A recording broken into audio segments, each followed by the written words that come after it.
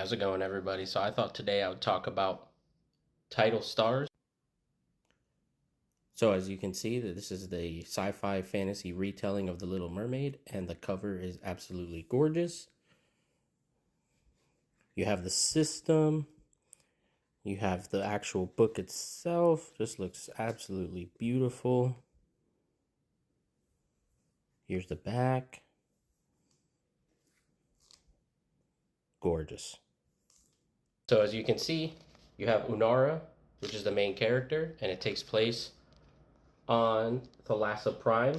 That's the Riksdag sector area.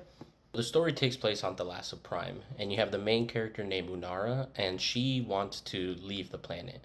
They have these things every 57 years called cowpangs, and they are where traders from outside of the planet, so different galaxies, will gather onto the planet to get their what they call regeneratives, which allow them to live longer.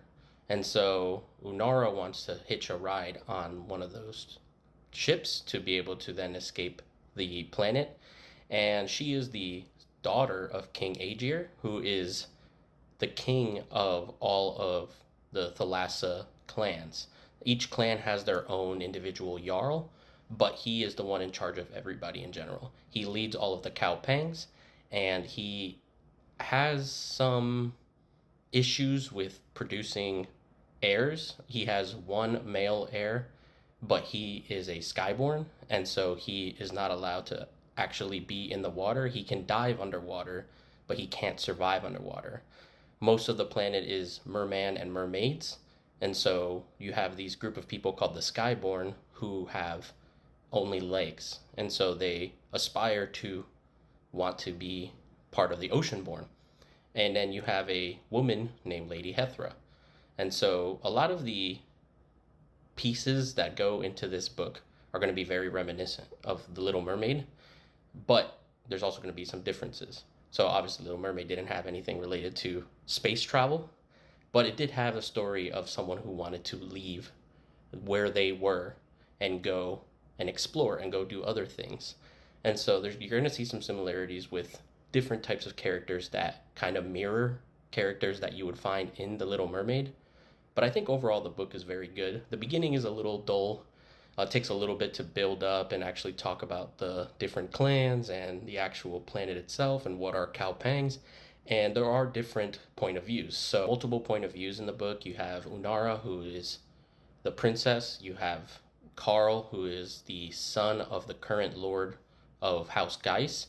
He is sent to the planet as a representative for his house to negotiate the different regeneratives and the different things that they're going to be taking into their ship to bring with them for the next 57 years.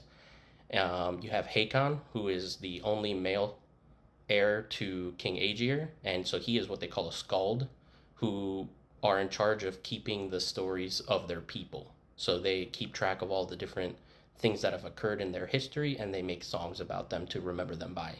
You also have Valen, who is Unara's friend and the one that's teaching her all the different things related to the actual houses that come down so that they can figure out a way of getting Unara off the planet.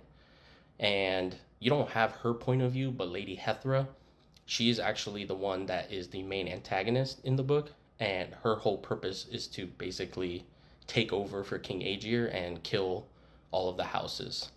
She's been corrupted by black magic, and so she wants to take over and kill as many people as possible.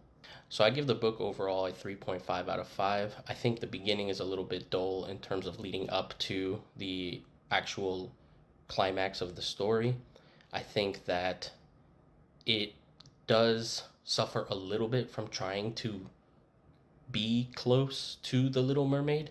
I think that if you go into it understanding that this is supposed to be very similar to The Little Mermaid, I think that you will find the book more entertaining. I think that the middle to end of the book is very good.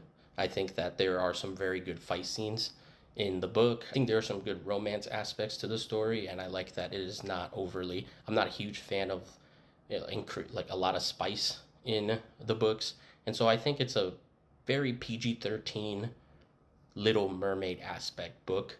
And yeah, I think that it overall was very interesting. It is not something that I typically read, and so I'm happy that I picked it up and that I look forward to reading more of her stories. Thanks.